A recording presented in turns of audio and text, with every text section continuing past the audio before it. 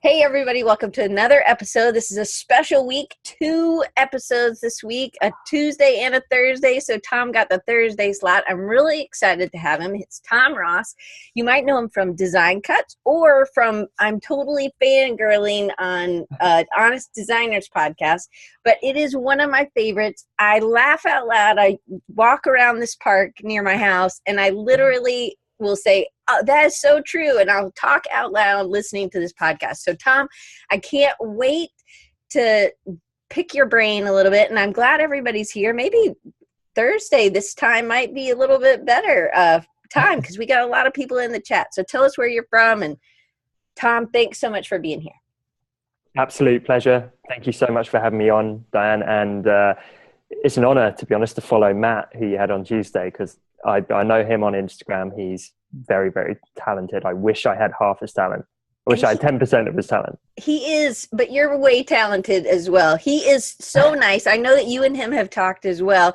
I just feel like at the end of the week, I'll have this great accent because I've talked to great people. And these are different continents, people. So Tom is south of London. And it is 5:30 p.m. right there now. It is. I'm sat in a big Design Cuts office, and I made everyone go home, including the stragglers. So yeah, you've got me all to yourself. Well, so we're ready, and we're gonna just dig in. So Amy is also from North Carolina, just so you know. I kind of already went through. So if you come early, I try to introduce you to the host. But Amy is a long-time listener. I think she's been listening for like 5 years, and wow. She comes every week, so it's great. And she also loves the Honest Designers podcast too. Thank you very much, Amy. Appreciate it. How long have you been doing this show, Diane? 5 years. So wow. In June, it was 5 years. So you're like a veteran on the podcasting scene. Yeah, I have don't make it that long. I think it is a little bit. I have like a little a wheelchair on my mic, like a whatever. I'm just kidding, not really. What do you call those? Together. Like a walker. A Zimmer frame. Is that what y'all call them? Yeah. A what? Like a Zimmer frame, like the old person's kind of walker thing. I think that's what that is. That's way better than what we call them. We call them walkers, and they have tennis balls on the bottom. I'm just thinking of Rick Grimes when you say walkers. That walker dead for you. Yeah, right. Okay, so everybody in the chat is super loving the Honest Designers. We're going to get into that in the next question. So, but question one is really how Design Cuts got started, and just give us a kind of a brief. And then Design Cuts is these bundles, right? It's not just bundles. You can buy lots of different products, tools that designers can use. So it's a great resource. Yeah. But you also have been, and I've been able to share some of these with some of y'all, is that these huge discounts on some wickedly awesome fonts, right? Well, or lots of other things, but recently the birthday bundle was a whole bunch of fonts, right? Yeah. So I couldn't have put it better myself, to be honest. But we've just turned 4 years old. So we started 4 years ago, and it was very much on the bundle scene. And to be honest, I just looked around and I didn't really like how other people were doing it. So I'm not going to name names, but I kind of looked around and I thought, well, people aren't really pushing things as far as they could go for the customer. It seemed like a kind of, am I allowed to swear? Well, you can say ass and maybe I was going to say that. But okay. We kind of keep it PG-13. pretty PG, yes. Oh, okay. Sorry. I forgot to go over that. It felt like a bit of a half-assed effort. What I was seeing, and so that was really where Design Cuts came from. I looked at the market and I thought, yeah, we can do better than that. And so that was kind of in every area, and I don't want to sound cocky with that, but I just looked at it and thought, someone needs to be doing a better job here. They need to be providing a higher quality. They need to be providing better discounts, because I'm sure if they put the effort in and negotiated harder and worked more closely with building relationships with designers, I'm sure that is possible. And they should be doing better customer support, because I didn't really like what I was seeing there. And people were doing stuff like outsourcing their support across the world, and it was out of their hands and that kind of thing. So in every area, I kind of looked at it and I was like, this should be done differently. Because you were using these products from other sites, and there was some frustration on the other end, like from you as a customer? Well, we're certainly within the bundle world and being able to get stuff at more affordable prices. Mm-hmm. Yeah, I was familiar with it. I had bought some myself, and I just hadn't really loved the experience. And so I was like, why don't we try it differently?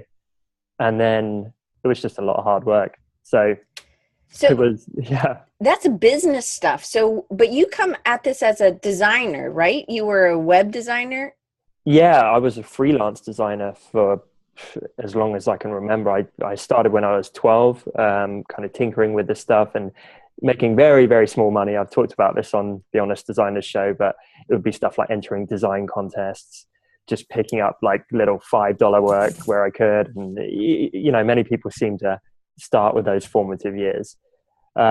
So yeah, I was able to channel a lot of that. So I worked as a freelancer for many years. Then I started doing stuff like I worked as technical editor on a Photoshop book, which got released, and kind of dabbled in some things like that.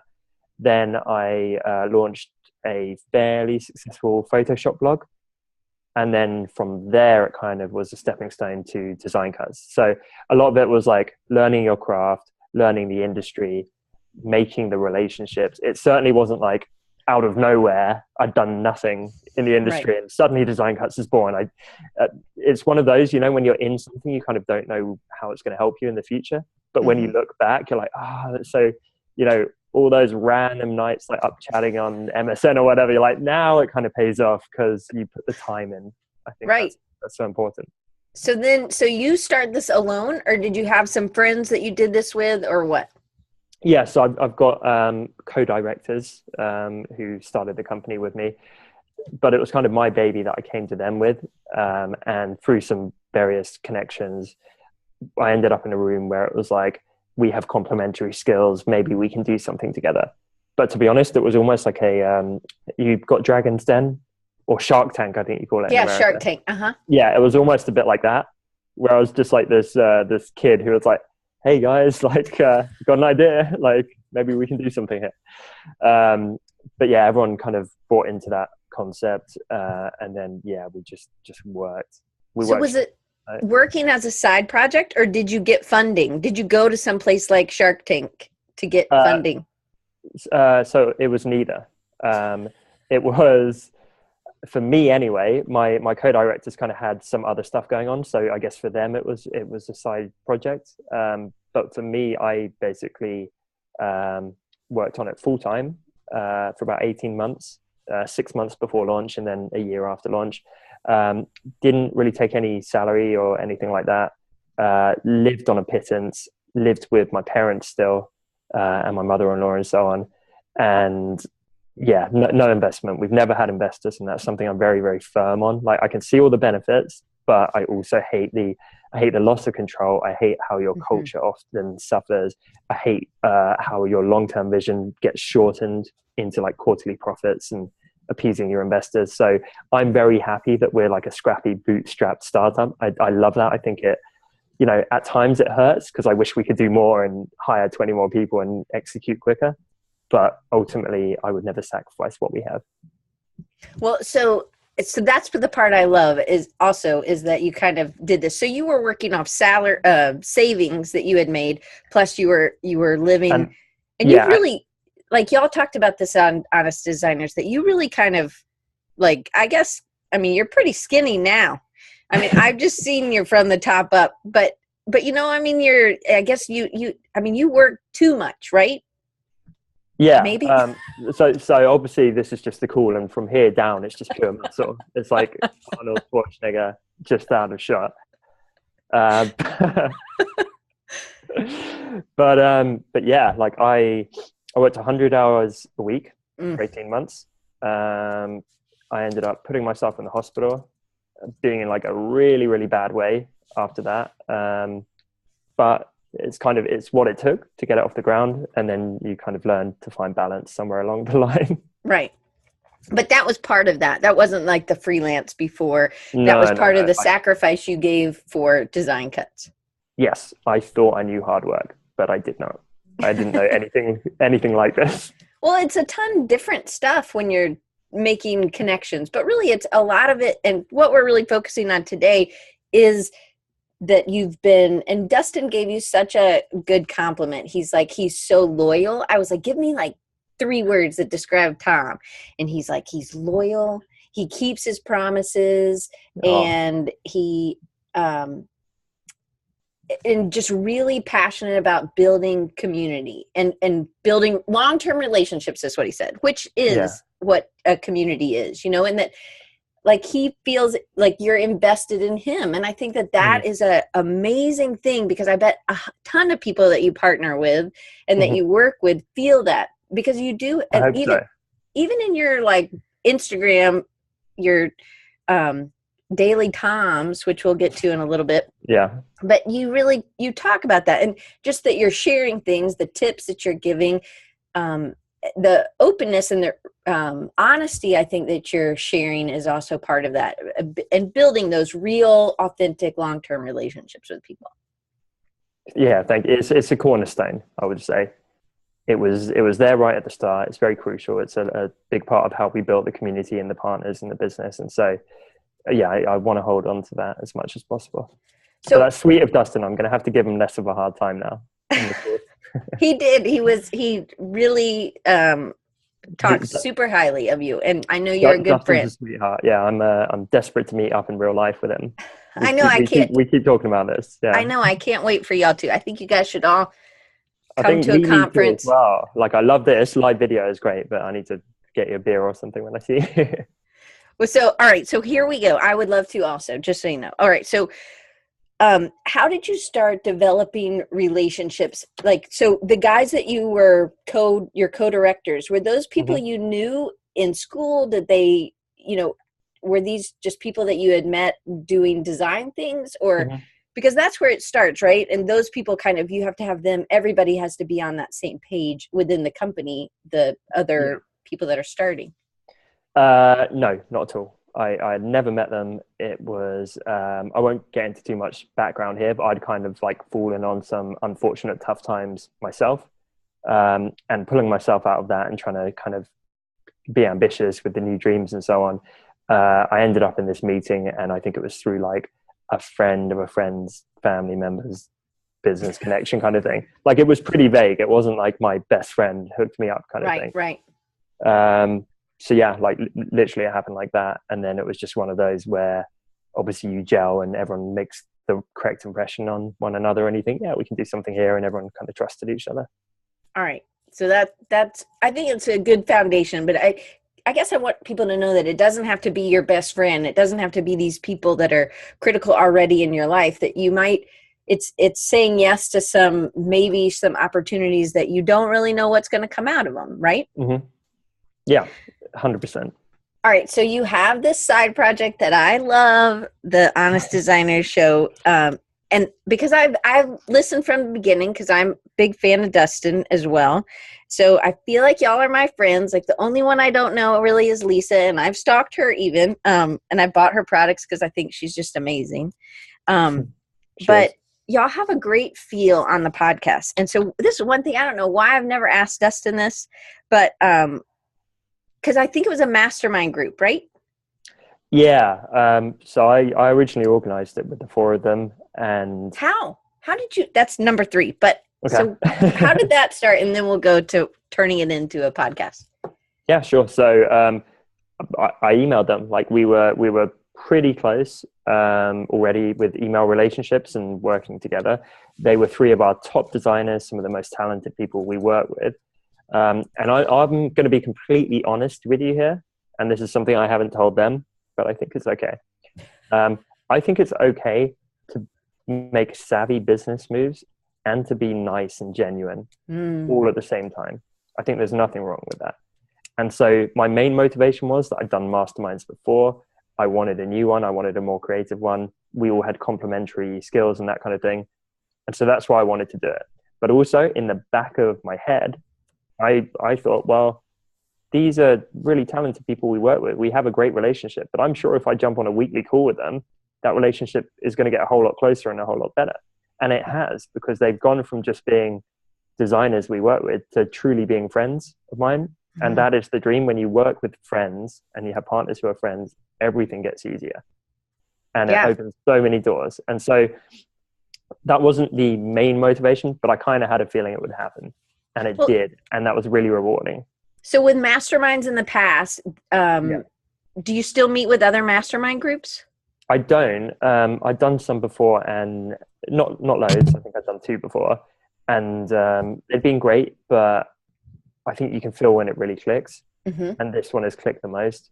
And there were some where people would perhaps be at different levels, which was fine. But there was some where I kind of ended up just giving like consultancy for people, which I love, and it's very rewarding. But I think now we're all at similar levels. We all do very different but complementary things, and it just really gels well, and personalities kind of fit well.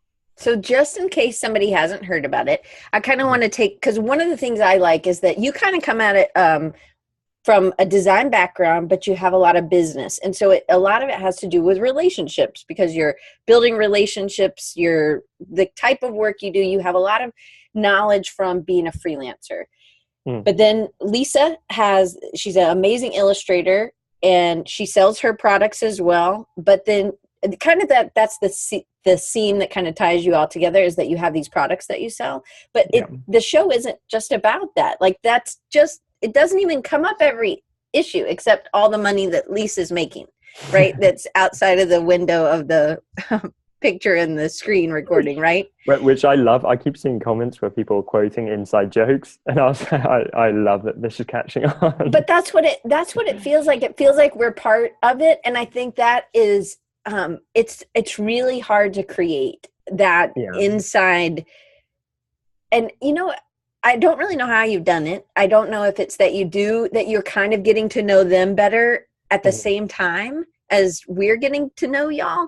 But it's beautiful, because I do feel like there's a ton of inside, like you can tell when Ian's not paying attention. You're like, Ian, hey man, what do you think about this? And he's like, oh, sorry, and you just have this idea of, but there's so many kind of little jokes. And when she says breakdown, and Dustin, yeah, right. And I just think that those things are just so funny, because I think you've included us in the beginning. And when Dustin doesn't pop into his beatbox, right, or whatever quick enough, y'all kind of give him a hard time. So I love that part, and it does really feel. And so I don't know if there's been, like, you've been to things and then people have come up and you're like, oh man, you're Tom from just, I haven't, because I never leave the house, by the sound of it. I've heard this from Dustin. I think he is the most prolific conference attender, and he's done a few, and he says people come up and recognize him and say hi, based on the Honest Designer show more than anything he's ever done. And he's like kind of staggered by it. And I just find that crazy and so humbling for all of us. I don't think I've ever been to a design conference, which is shocking. This is like top of my list. Like, I'm going to do a bunch in the next year. And I'm really looking forward to it. But yeah, I feel embarrassed really that I haven't got out there and done that. I think you'll really enjoy, because I think you've created, where y'all don't always know all the answers, and you might not have all the answers, but you're going to ask Lisa or ask Ian, and you really do build each other up a lot. So Ian is a letterer. He's also kind of in the London area. And then, and Lisa's in South Africa. So everybody sounds awesome except Dustin. I told him he should try he's like, I can't even do it. It's just I too love bad. Dustin's voice. I will say, I mentioned it earlier, we haven't actually met in person outside of, I've met Ian, because he's nearby-ish, and Ian's met Dustin. And I've met Ian. Because Ian's gone to Creative South. Yeah. Ah, amazing. I had no idea. Yeah, lovely guy. Taller than you might expect. He is. As is Dustin, apparently. He's a giant, which I had no idea. But I think Ian's taller than Dustin. Is he? Okay, good to know. I have to tease him about that. But our dream, and I think we've mentioned this on the podcast, is we want to sit on a panel at a conference. We want to do like a live podcast and basically just take the piss out of each other, try and provide value, and just get out there and meet people. And yeah, I'm so keen for that. I think it would be hilarious. So Kent and Doc and Brian all are like 2018 Creative South, and I'm like, amen. That's my vote as well. we're trying to work on this. We're actually trying to talk to some people involved, because I would love to organize that.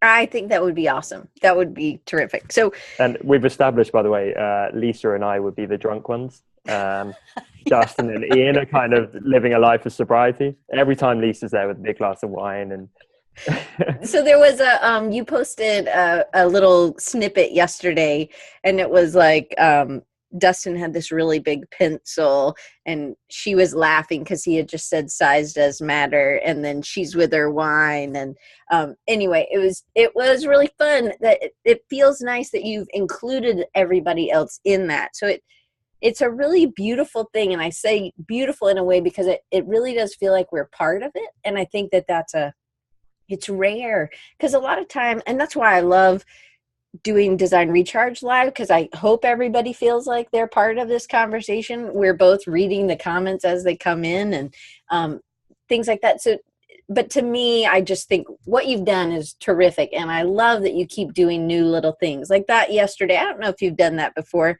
Maybe I just caught it yesterday, but that was terrific. Like, it was a little snippet from y'all's recording yesterday. Yeah, behind the scenes. Yeah, we're going to do a lot more of that stuff, to be honest. I want to make it bigger than it is. Right now, we're just trying to stay as consistent as possible and try and provide value. But truly, I think the reason it seems authentic is because it's like a therapy session for the four of us. In fact, it was a lot darker before we started broadcasting it, because we got a lot of the really dark stuff out. Because when we first started talking, it went from like, hey, we're going to help each other, like all this like childlike optimism. And before you knew it, we were all just getting this stuff off our chest. It's like, oh, I thought that was only me. And like, I've been like struggling with this psychological torment and all. And it really got like pretty heavy. And then once we got that out our system, we just enjoyed, like, kept on talking about stuff. And then we finally reached a point and we're like, you know what, why don't we put this out there? And we thought maybe people could pay for this. But we had no interest in that. So we're like, why don't we put it out for free? And then we put it out as a video recording, which was a terrible idea on my part. So we kind of recorded the Hangout and we were releasing it on our Facebook page. But funny enough, no one wants to sit and watch an hour-long video on Facebook. And the Facebook algorithm hated it and stuff. So, you know, we started getting some initial feedback and good response, but very, very limited. And then it reached a point I went, hold on, this is so much more suited for audio format.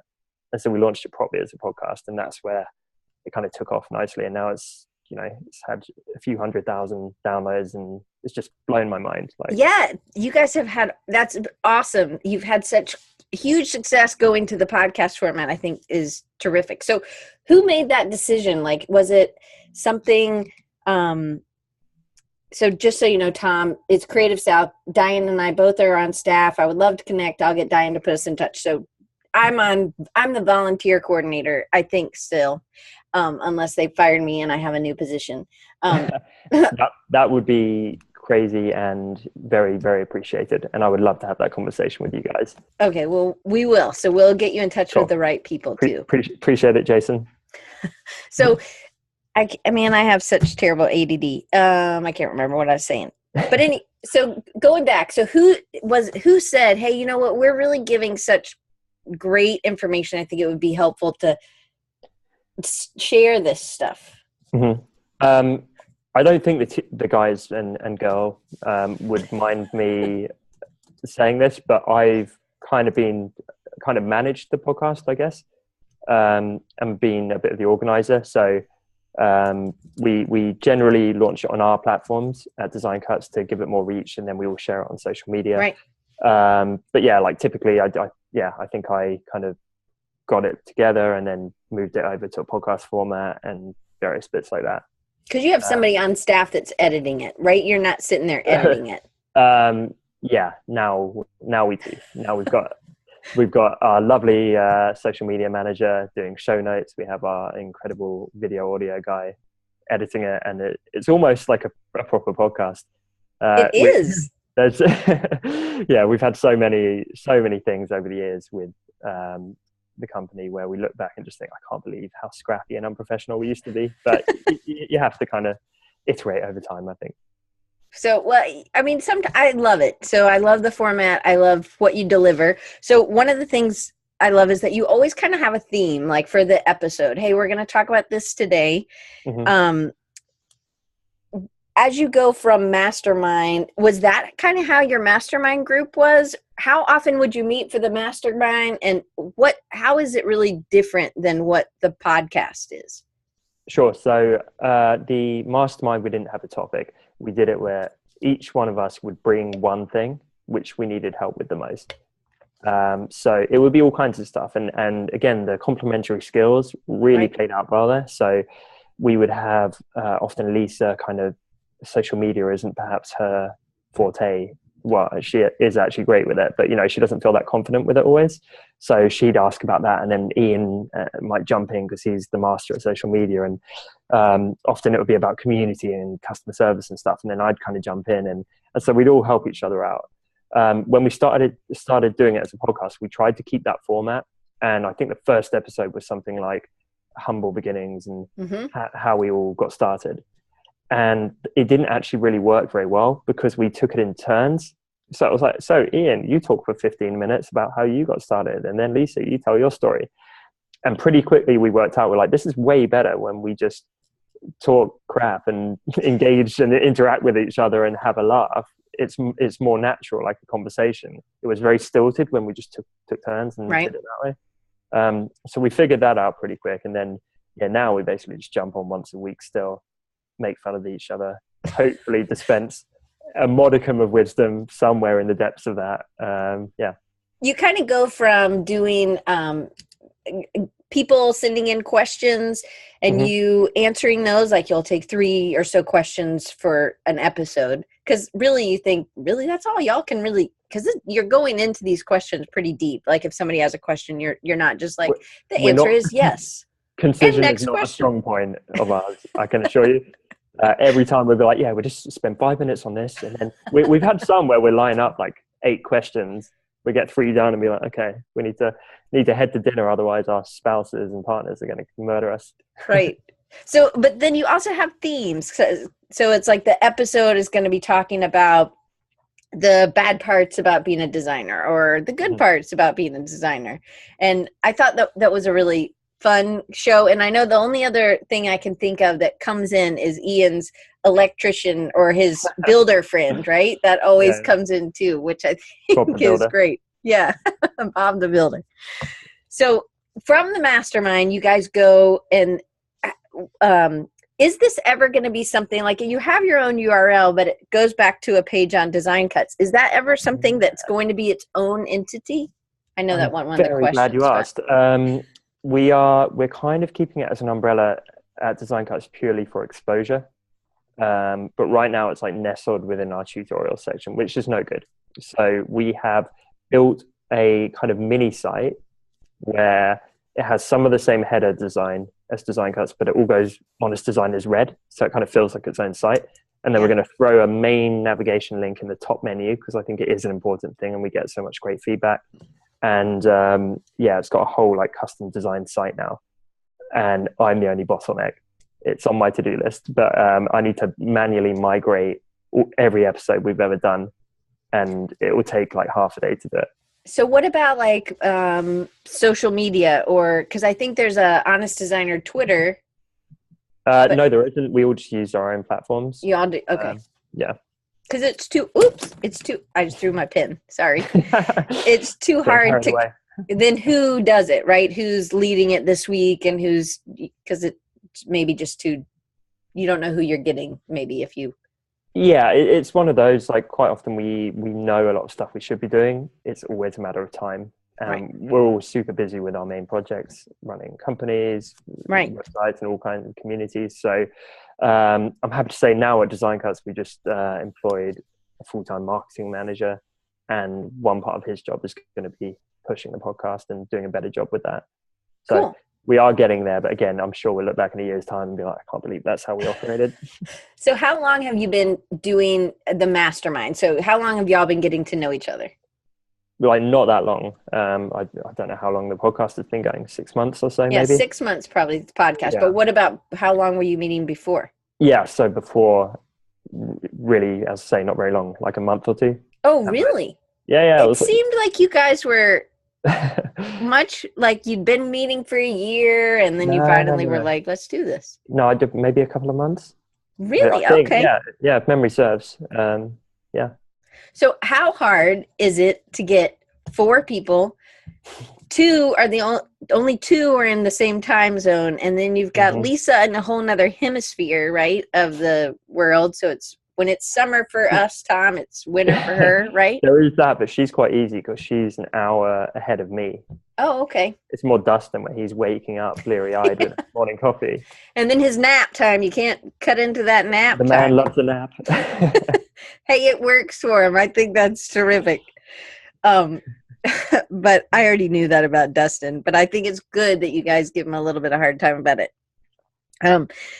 So where do you get these topics? Are you kind of coming up with these, or is Ian over there while he's not paying attention, he's just writing new, beautiful, like idea lists of topics?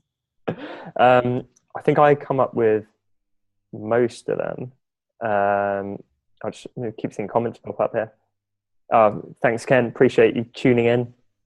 And everyone on the call, whether you're here or jumping on and off, like seriously hit me up on Instagram or whatever. I would love to chat personally with everyone on this show. It's just humbling to have you here.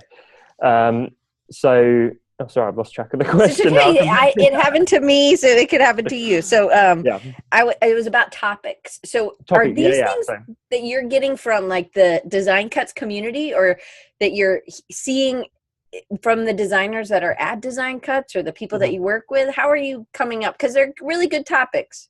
We just kind of brainstorm together. I think probably I come up with most of them because it is surprisingly tough with all our busy email inboxes to kind of coordinate that. So normally I'm like, what do you guys think of this?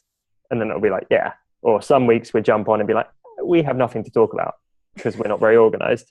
So we have to kind of think of something on the spot, or where, we've had a few guests on and that's more structured, or we all put out feelers on social media and all get questions, and we've got shared Google Docs so we combine them, we pick out our favorites. Oh, nice. So there's no real structure to it. When you actually had me on your show today, the whole build up of that, I was kind of looking at it being like, this is how it should be done. Although that's probably 5 years worth of experience. But it's a template, like I've created this thing and now it's on something I can just rinse and repeat, Yeah. But very, very wise. It makes it a little bit easier. But then for anybody who's nervous, they get their questions, just so you guys know, they get their questions a few days before you get them, and then they can say, no, I don't want to answer that question about social media. I don't do social media or whatever. So is that maybe something that you're thinking of creating, is this kind of editorial calendar that you can kind of pull from, and that if you have this Google sheet that's kind of working on? Delightful. Yes, I think we're going to move. We're only just getting ahead, to be honest. We did 2 episodes this week. We're going to try and do 2 next week, because I think it's very dangerous where it's like, oh, if someone gets sick or something technical goes wrong this week and we don't record, we don't have any in the bank. Right. That always scares me. So right now we're trying to get ahead. But as much as I love the podcast, I love doing it, the organization of it and the constant, we always have technical hiccups. It's like a running joke. We've had guests on it. It takes us like 45 minutes to start recording because stuff's going wrong. People's internet connections dropping in and out. It's kind of chaotic. And I would love to say we're getting better. I'm not sure I can. Well, just so you know, I've had a great, like, Zoom is this platform, and I've used four different platforms, and this has definitely been the best. And it's the cheap route is like $149 a year, which is not what I pay, because you can't do a webinar like this. But I think I'm making a note right now, Diane, because we're on Google Hangouts. I did Google Hangouts, and that didn't work for me. Yeah, they're not great, and often it's not even us who's at fault, but it will stop recording your audio, so you're speaking, and it always seems to happen to me, and I'm like, God, they're kind of rude today, ignoring me, and it's because they can't hear me. I end up waving like a madman, and they're all suddenly going, oh yeah, we can't hear you. And it happens so often, and it's like you have to quit your browser, restart your whole computer, rejoin the thing. Suddenly it chooses to work, but it's super unreliable. So I've been looking at Zoom and thinking, yeah, this looks kind of cool. And I just saw some comments here. Jason, I will check out up here as well. I will too, Jason. I have done a lot of different ones, and this has been the most stable, and you can do the gallery view where everybody's on the same screen. And that way you can kind of look at everybody. And then if you're waving, I don't know. Nice. I like that. And I haven't had any nice. I haven't had any technical difficulties really in this. So, by the way, Diane, I couldn't remember from the schedule. Are we doing any Q&A with the viewers today, or is it more structured? So I always have questions prepared, but anybody can pop in with a question at any time. So if we start talking about something, that's why I'm always trying to watch the chat and see. Cool. So Crew also said Zoom is on the top of his list too. I think nice. It just hasn't broken. So I really appreciate it. And it's zoom.us, and I get paid nothing. I paid them something, so it's, but I've been happy with all the ones I've done. I think I've maybe done 4 or 5. So do you, for the tutorials for design cuts, do you have those on an editorial calendar, or do those just come up as needed? Ish. So it's like every bundle, which we have a bundle every 2 weeks, has a supporting tutorial. And I think that's nice. It's like, here's a little sample for free. We're going to show you how to work with it, give you some ideas. Right. People seem to really enjoy those. So they will come out as the bundles come out, because our tutorial editor gets a copy of the bundle, comes up with some ideas and produces that. But we're trying to push, I want Design Cuts to be like the go-to place for designers. And I think it is for a lot of them. But we want it to be a very well-rounded community. So not just bundles, we expanded into a wider marketplace to give more options. Then we're doing the podcast. Then we're doing more educational content, just trying to provide as much value for people as possible. And then the sense of community as well seems to be a big driver. So all of those things I want to really push as far as they will go, where it's like, well, kind of, why would I go anywhere else? Because this feels like home and this has everything I need. Yeah. That's the dream. Do you think you'll ever, I didn't include this, so if you don't want to answer, just say rooster, and that'll be your safe word, okay? Would you ever want to do like classes? So you have these tutorials that are kind of shallow dives maybe, but then somebody going deeper, is that something that you think, I mean, that would really be like you're kind of combining Skillshare with the products. Yes, but I'm always aware of differentiation. So I don't want to just be a smaller average version of what someone else is doing. Right. Yeah, I've been thinking about this, and the answer is yes, but I won't share the details of how I want to do it differently and in a cooler way. Yeah. So it will be revealed probably next year. But okay, good. There's something brewing. So how... so you're mainly running this company. You're not doing a lot of design. I think you still have your hand in some of it, like art direction, creative direction, kind of brainstorming, right? There's creative direction. I miss designing though. I do. So there's a guy who I'm going to have on because I think that's most people. They get to a point and then there's no time to design. And this guy, his name's Bill Beachy, and he has figured it out to still be able to design. Is that the flower people? It is.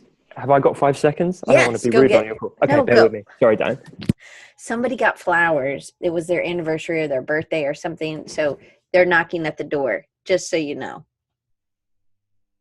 Anyway, I just thought I'd tell you guys that so that you didn't think he had told me. And so it's after work. And so I was just going to fill the void here. I'm just telling him why you had to get out and get the flowers. Uh-oh, you're muted. Did you hit mute on your thingy? Is it? Oh no, boogers. You're kidding. Can you hear me? Oh, just on it. Maybe is it on your thingy? Did you hit that thing right next to your lips? No. Just unplug it. Just unplug it from the computer. Oh, yeah. Yeah, we can hear you now. That's better. Just leave it undone. Let me try and put the headphones back in. How about now? No. Oh, say something now. Yeah. Okay, yeah. Okay, you can? Great. Yes. Oh, and we just, maybe it's you, Tom. Maybe you're the technical difficulty. I am cursed. Is the audio okay? Because I'm not on my my fancier microphone now. Is this fine? Yeah, it's fine. Okay, so I had to get a delivery, and then I've messed up the sound. This is a true insight into the lack of professionalism that is me and the Honest Designer Show. Well, I I don't edit, so I don't have time or people. So anyway, we'll just keep jumping on because you guys edit yours, and if you really had a technical difficulty. Oh, we do it all the time. We have our guy on the team is called Marco, and the number of times we're recording and we're like, "You're gonna have to cut that out, Marco." Sorry about So, I do still think you're a designer and you're designing because you're designing bigger problems, but bigger level problems. So what part of, how do you see yourself getting back into design, or do you even see that that's something you'll be able to do? I don't think I will be able to do it, to be honest. And are you okay with that? Yeah, yes and no. I'm kind of happy how it is now. I like creatively directing. I would say I've got a much better eye now than at the start of Design Cuts because I'm exposed to great designers' work every day. And yeah, I probably don't miss the freelancing. I think my heart truly lies in entrepreneurship now. Mm-hmm. But there's always going to be a creative element to it. And I think that's expressed, like I will do work that I probably shouldn't be doing regularly, like help with preview graphics and all kinds of stuff because you just want to have a bit of a hand in it. But yeah, I would rather be doing what I'm doing now than freelancing all of the time. I did that for, as I say, since I was 12, but probably for a decade I did that properly. Mm-hmm. And yeah, I'm happier doing what I do now. All right, so we only have a few minutes because I know you got to go and I got to go to this thesis thing. So Dustin, again, gave you a huge compliment and just said that you're really community focused. It's, you started working when you were 12. Where did this community kind of like bringing people in and making people feel like they're part of the group, where did that come from? Was that just a family thing? Mm-hmm. So yeah, I'll give you the super quick answer. And by the way, I'm okay on time if you have to totally understand, but I don't. No, I'm good till 1 p.m. my time. Okay, 7 p.m. I have like 30 minutes. Okay, great. More, so I'm all yours. But yeah, basically, I had run websites and stuff like that, and I think naturally my personality leans more towards being able to do these communities. But I thought it didn't work in terms of business. So what I mean is I would run some communities. I had a band fan site, for example. This is one example. I was very geeky about a band, which is one of my favorite bands. And I started a fan site and it turned into this little community hub of people geeking out about this band. And I launched a message board forum to go alongside it. And it hit 250,000 posts. And this was not a big band. This was like, I mean, big-ish, but like certainly not huge. But people were spending their lives on this thing. So some members had 10,000 posts. Like they literally would not leave the laptop and they spent day and night on it. And there was a couple who, I think she was Australian, he was American, and they met in real life and became a real couple. And all this crazy stuff was happening. And I thought, this is the coolest thing ever. I was like a 15-year-old kid, like helping run this community. And I thought, this is amazing. But of course I made no money from it. Like you can't really make money from a band fan site. And I stupidly took that to mean, oh, so all this community stuff, it feels fluffy and nice and lovely, but that's not business. Business must be what everyone's telling me to do, which is all the click funnels and all the internet marketing dark world over there. So I kind of went like somewhere between the two. I never embraced like the horrible, sleazy internet marketing, but I kind of forced myself to learn a lot of that. I did a blog and got into advertising and then did a membership site on the back of that. And I started kind of making a bit more money. But what I lacked was the sense of community because I was too focused on the internet marketing stuff. And it wasn't terribly rewarding. I learned a lot through it and I picked up a lot of marketing knowledge, but it really wasn't rewarding. And so it was only when I combined the two, and it was around the time I started Design Cuts, I'd had some business mentorship and I'd really been kind of quite introspective with what I wanted and how things should work and what I knew had worked in the past. And I thought about it a lot. So when I started Design Cuts, I felt so confident that I actually knew the right stuff to focus on. And for me, that was depth of interaction and engagement and community. And that was the big thing that I focused on above everything else. It wasn't sales. It wasn't like any of that stuff. It was like, I'm going to go for that. And then ironically, that led to the biggest sales and upside from a business perspective.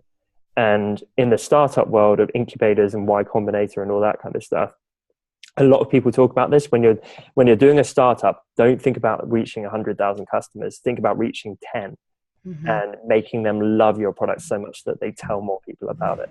And when you get on that granular kind of one-on-one level, I love that because it's so much more rewarding. And I would have it with my blog where literally it would be hundreds of thousands of visitors. And back in the day, I felt great about that. I thought, cool, I get like quite a lot of traffic. That's awesome. But none of them really cared. And that was really soul destroying when you realize that. And it was the complete flip side with Design Cuts at the start, certainly, where there were 10 people on our Facebook page and so on, and 40 people. And I was chatting with them every day, and I was making friends with them, and I knew all about their life and they knew about mine, and building these relationships one person at a time, and just loving building this little community hub. And then obviously you reach a point where, you know, you need to scale that and get more help because you can't cope and you don't sleep in my case. But that is the way to build community, and it's so much more rewarding. And it's perhaps not as sexy in people's eyes as like, you know, scale like a hockey stick and get all the, you know, the big numbers, but you really do start one person at a time. And that makes it so much more doable. Where if you think you've got whatever product for sale, you could go out on the street and you could talk one person and say like, hey, you want to have a look at this? And everyone's thinking about the scale. They're thinking, oh, I need to put this out on my Facebook page because it's going to reach 2,000 people. Right. They don't get a single like. So they're thinking about all the width and the big numbers, but they're not focusing on actually saying, hey, you might be a good fit for this. Let's chat. Right. I think that's a really important thing to say. It is a turtle race. It's a relationship. It's feeling the ground under your feet instead of just waiting for you to have wings and fly, right? There's a time before a bird can take off, right? They have this time before their wings, but they practice, right? But you're not gonna, I don't know, that's probably a terrible analogy. Anyway. No, I get it. But I think that's really good. And I think it's, for me, I need to hear that because I feel like I'm super thankful that I know these people that are here today, right? I don't think there's anybody that I don't know or haven't. And most of these people I've physically touched in my life. Like, but this is a perfect example, right? So there's not like thousands of viewers sat on here, but if there were thousands of viewers and they were all quiet, that would suck. It's so much better to have the numbers that we have today. And pretty much everyone on here is commenting. You can tell they're actually engaged and they're watching and they care about you. Like we all love Kim. you, Diane. Like, how nice is that? And that's exactly what I mean. Like, you put in the time building relationships. I guess, but it's the encouragement. Like, I feel like for me, I need to hear that because it does sort of feel like I've done it wrong a lot of times, you know? Yeah, Jason always says something. He's hilarious. He always says something about I shouldn't be touching people physically. And I'll tell you another thing is, it's also, it matters which people. So you could have 2 people on here today, but if one of them like did open a door to a conference, hint, hint, or you know, became like a huge partner or just a dear friend or whatever it might be, that's huge. And I would take that any day. If we had 1 million viewers right now and none of them were speaking or they were spammy or no one really cared, like, so what? Like, what, that strokes your ego for a second that you have this crazy audience, but it needs the heart, I think.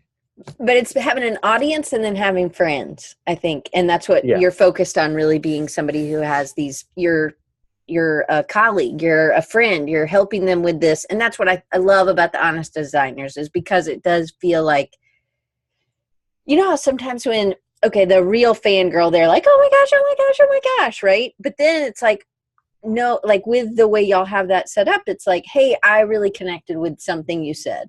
And it doesn't feel like a total fangirl on it, or boy, whatever. it just feels like, hey, you guys were speaking to me and I relate to that. And I loved the Chris Spooner interview too. I thought that was a really...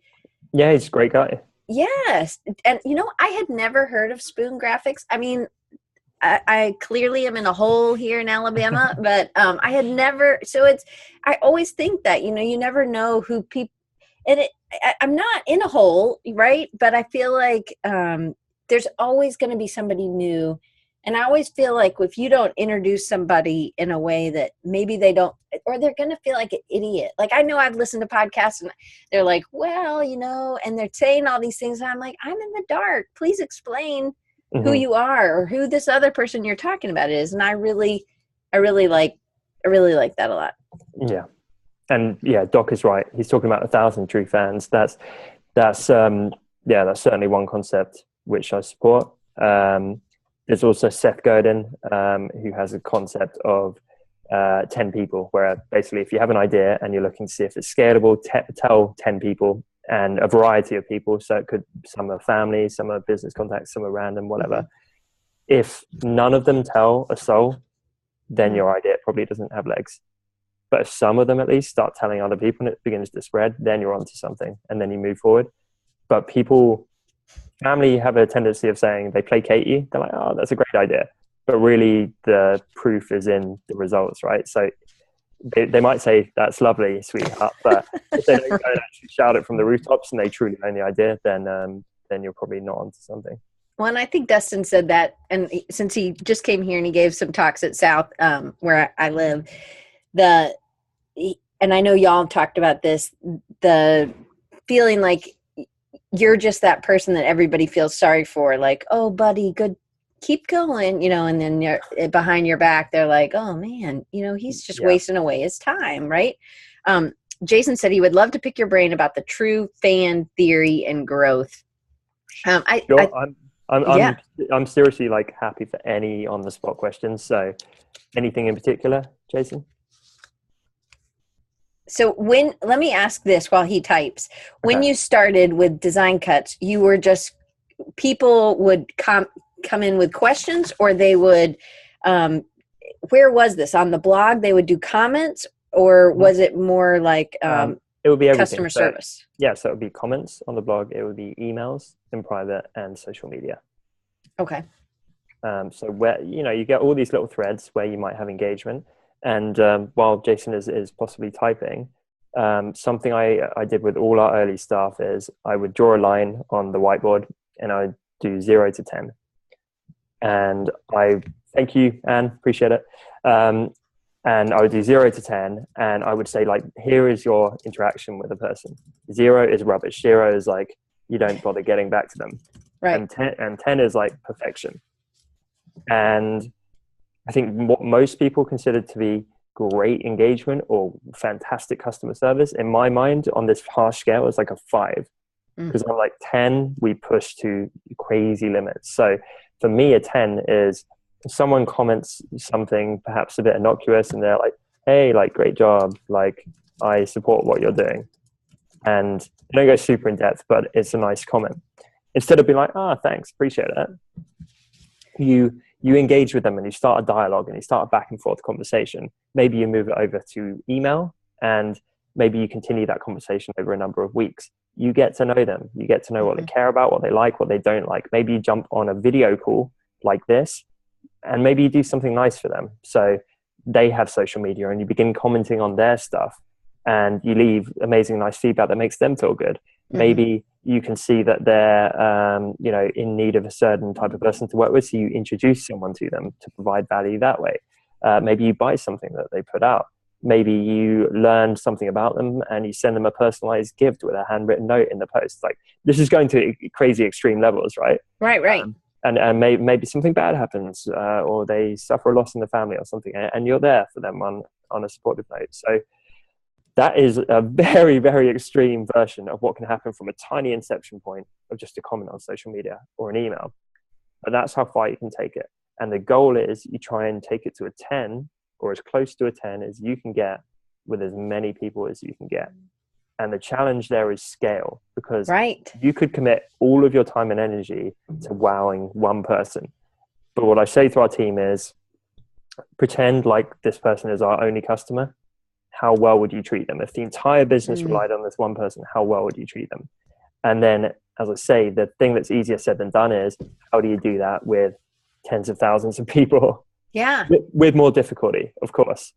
But when you have that as the basic mindset, that's how you build true engagement, is you chase that 10. You don't just fob them off, or you don't think that's a quick answer, or you don't shut down the conversation because you don't want to hear back again.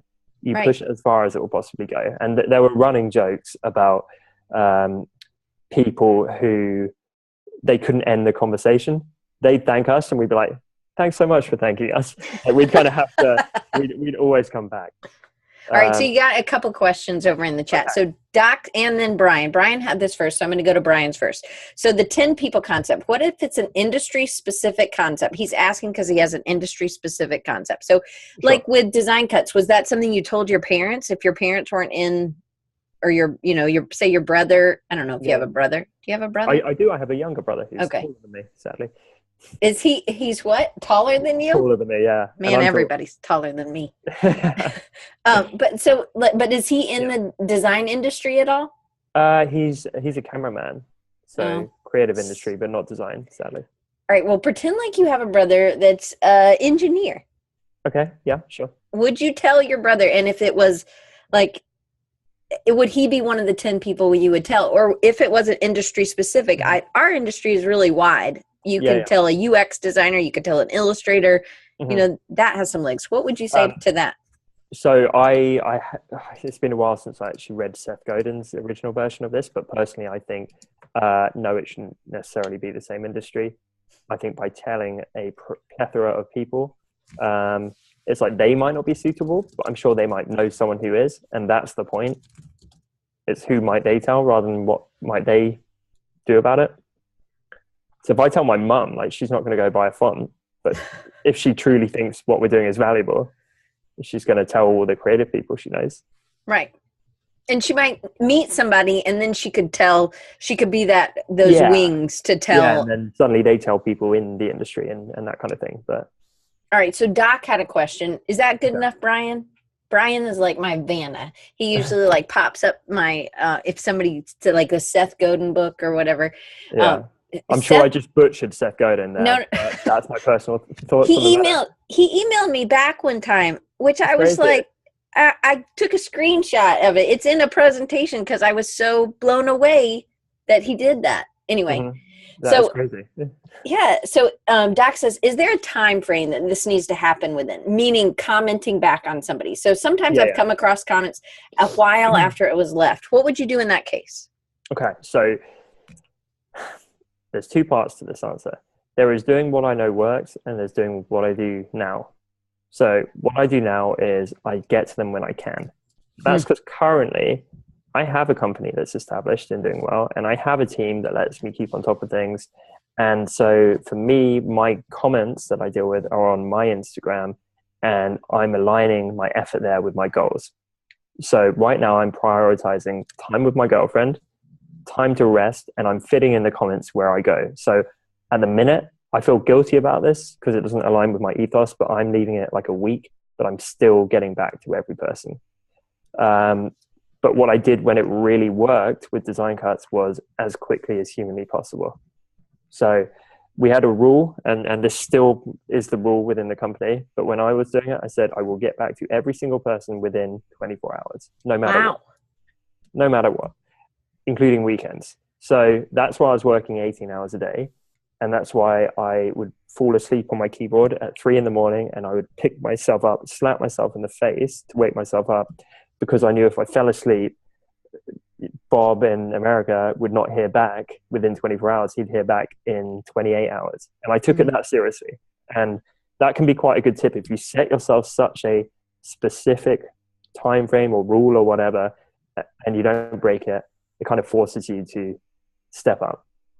So, sorry, just very quickly, Diane. So what I did was, that was the rule, but often I actually did it in real time. So Dustin has joked about this with me. In the early days with him, he was like, you must never have slept.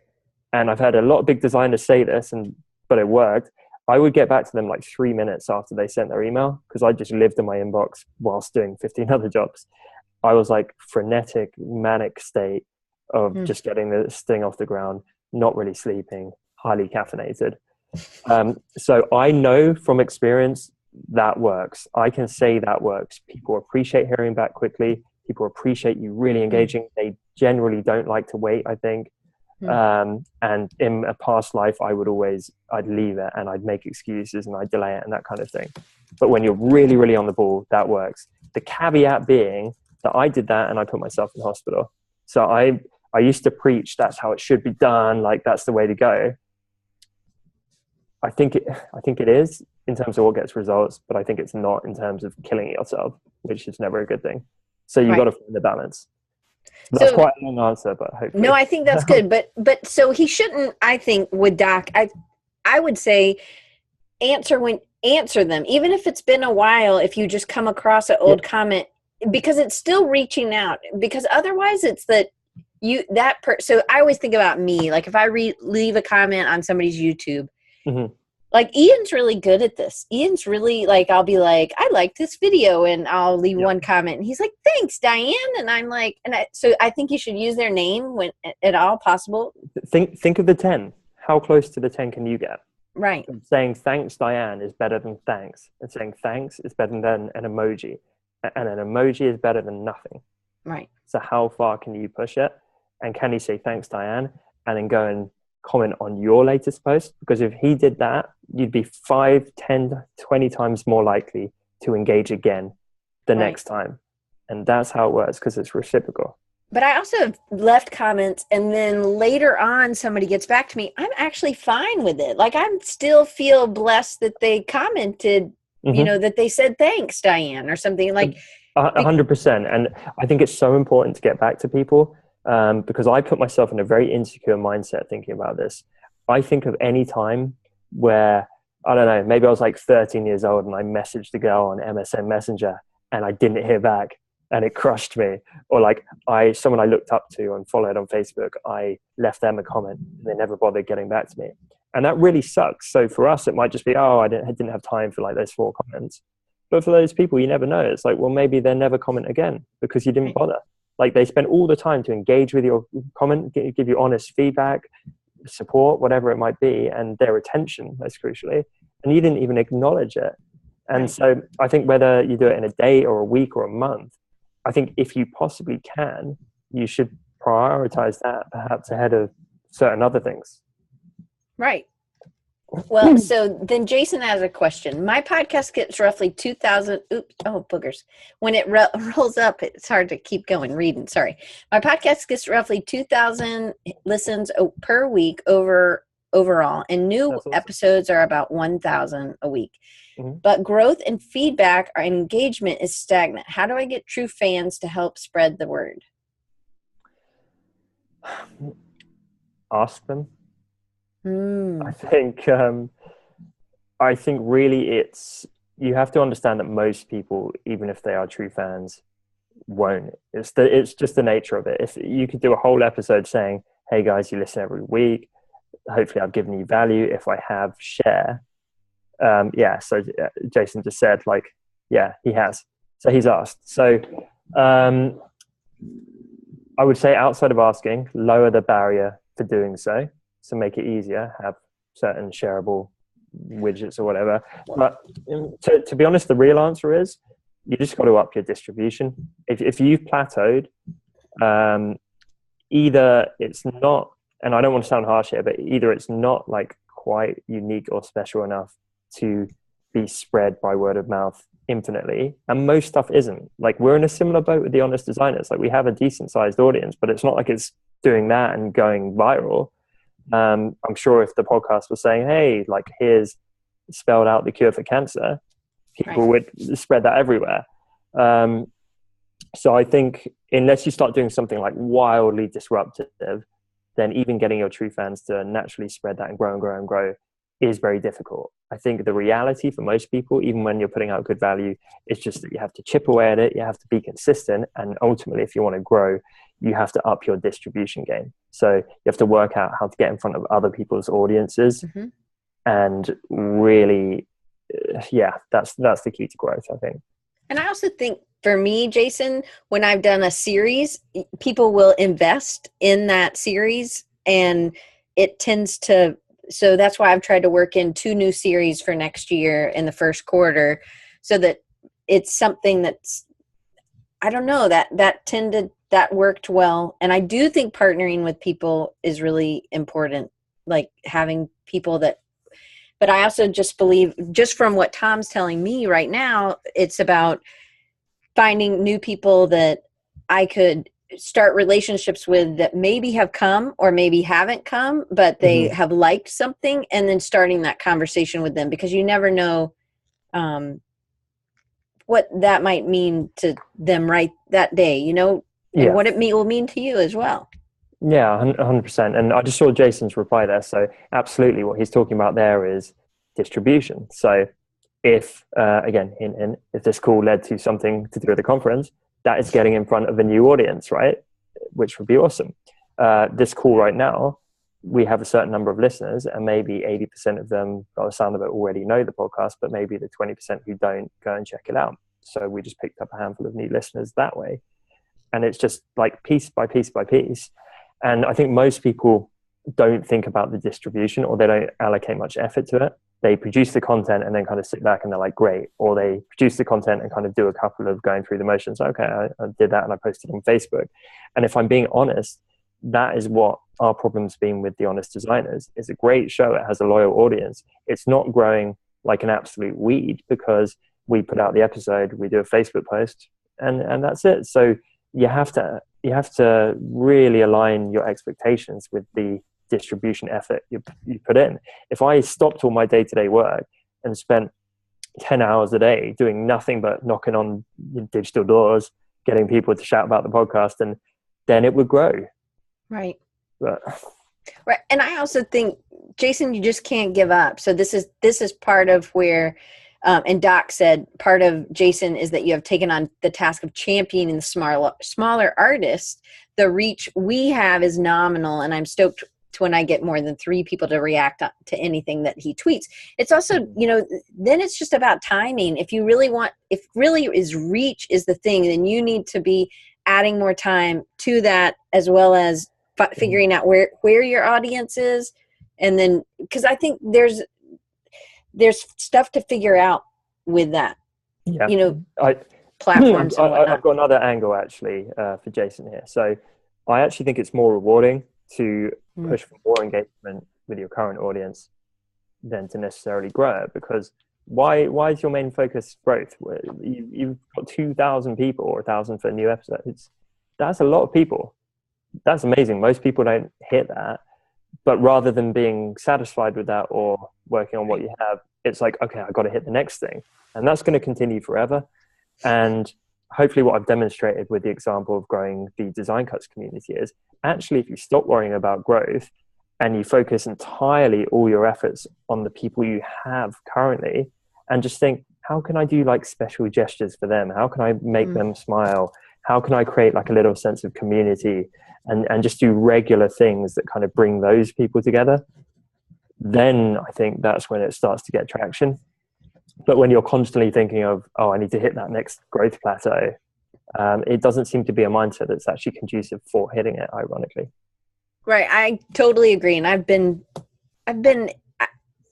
it's been a struggle, I think, for 5 years. You think, Kim and I have talked about this plenty, where you wish I was at this number, but really she said the same thing. She's like, well, it's more than somebody who's just starting, and it's those people are committed to you, and they are, and those people are invested in you or in your company or whatever it is that you're doing. It doesn't just have to be about a podcast. It's they've invested that time in that relationship, right? Yeah. And I'm so glad you said that, because actually by chasing constant growth, you are assigning more value to strangers who you don't know and who've given you nothing than you are to the people who already support you. And I think that's inherently wrong. It's like when you get a phone contract and the new customer gets the killer offer, but the existing customer gets forgotten about. So I think, by putting your attention into what you already have, that ultimately is the key. So as you scale, because I would love to have you back and talk, because I'm going to do a series that's on scaling your business, because I feel like going from you and these other two guys or girls or whatever they were, the other people, then because you have a bigger team now. How many people? I think it's 10 now. Okay, so 10. That's huge. Really? For going from Tom to 10 is pretty big.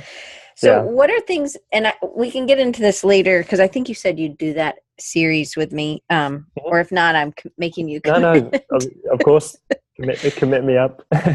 Okay, but and I think maybe this seems like a stupid question, but because you really value relationships, I feel like when you're looking for, when you're adding people in, it has to be a culture fit, right? Yeah, I just saw that comment from Brian. I am listening though.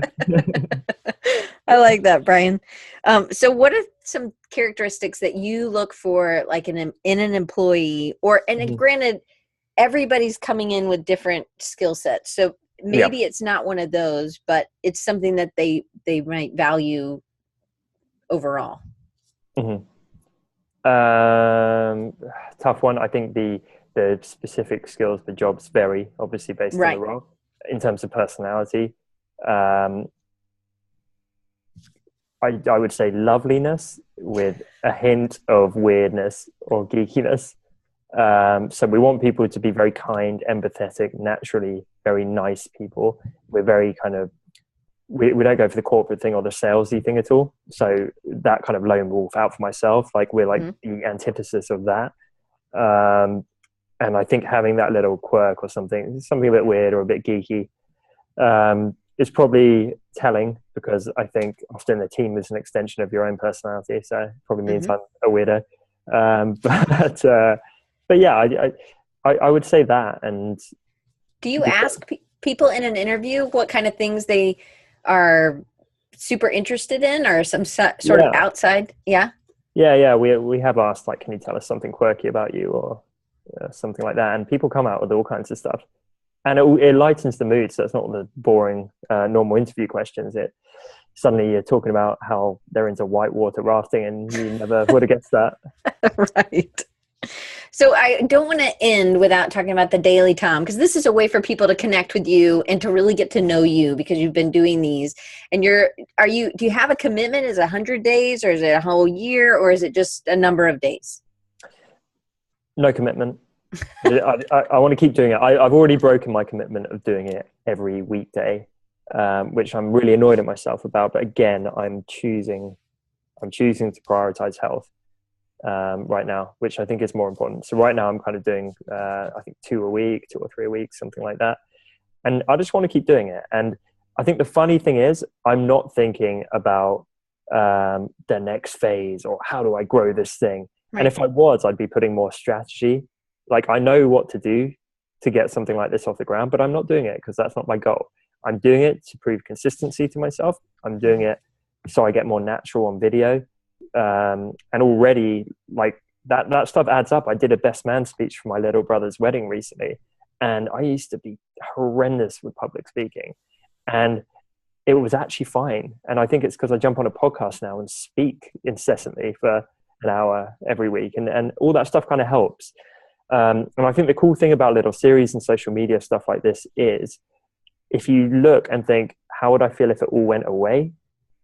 That's quite telling. So I might not have a big following or anything, but I know my videos have made me more human to a lot of our partners.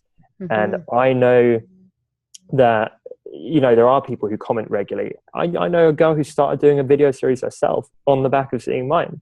And so there's all these little threads where it's not a big thing. It's a very, very small thing with very limited reach, but I feel good about it.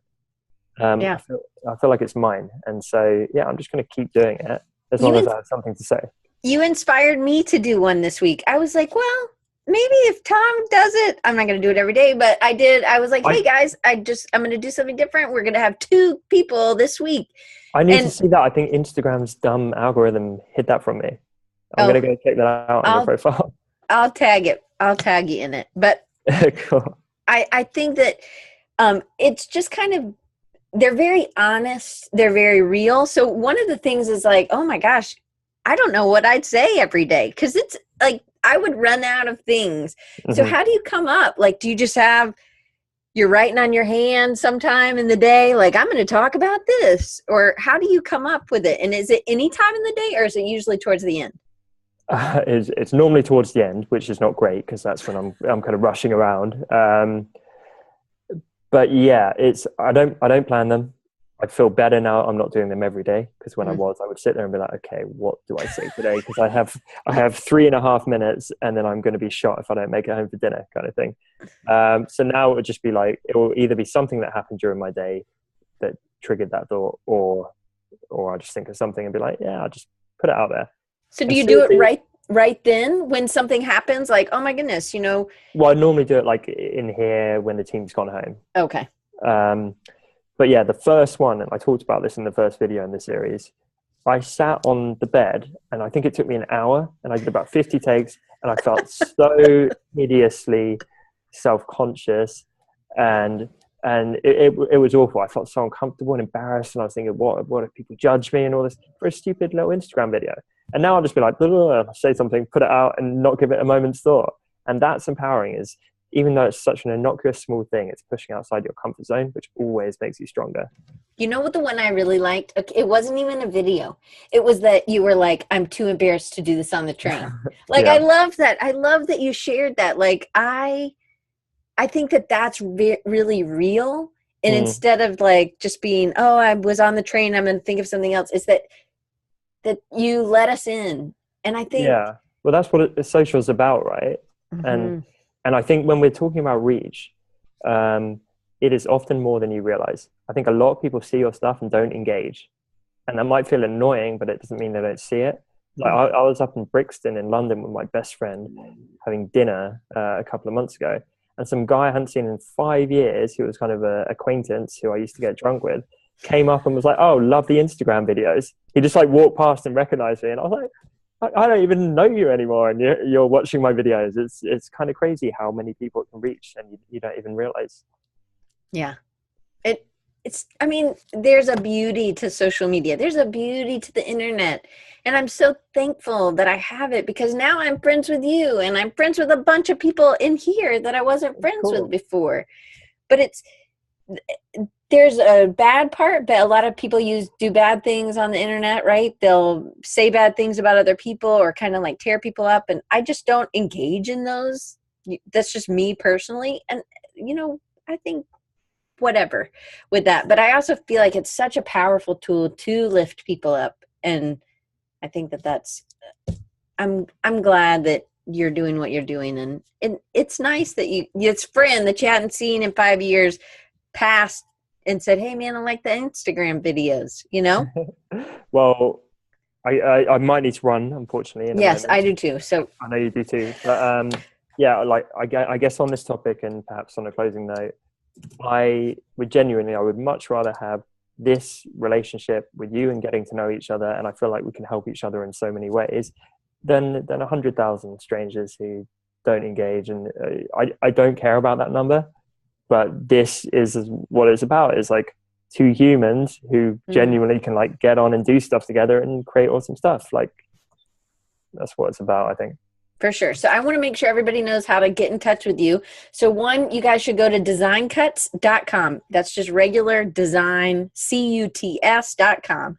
And then you can always go to honestdesigners.com. And then will be revamped soon, because it doesn't look good right now. It'll be red soon, and then we'll know it's revamped, right? And then also you can follow Tom at Tom Ross Media, TomRossMedia. So thank you, Tom, so much. And just so you guys know, I did 2 this week, so there's none next week. I don't have a whole backlog, because I do them live. Again, feel free to email me. You can email me at diane@rechargingyou.com. Next week, I'm at a conference in Columbus, Ohio. So if you're in Columbus, Ohio, and maybe you want to eat dinner or lunch, I'd love to see you. I don't drink coffee, but you can drink coffee, and I can have a Diet Dr. Pepper or water. So hit me up, and I will talk to you guys soon. And Tom, thank you so much. It was such a pleasure. I really, really appreciate you having me on. You're an absolute star, Dan. So yeah, I appreciate your time, everyone who tuned in. Really, really appreciate it as well. And seriously, hit me up with anything, whether it's just a chat, any question. I promise I will live up to the stuff I preached today. I will go out of my way to try and help you out with whatever it is. All right. Well, bye, guys. We'll see you next week or 2 weeks. And then that's Nick Sloggett. So he works for Uber, and he also has gone to Creative South. So just a really, really good guy. Moved from, I think he was in Texas, Colorado to Texas to California, working for Uber. He's a UX UI, and he's a creative director now. So it'll be kind of a different take on all that stuff. So anyway, we'll see you guys in 2 weeks. Thanks, guys.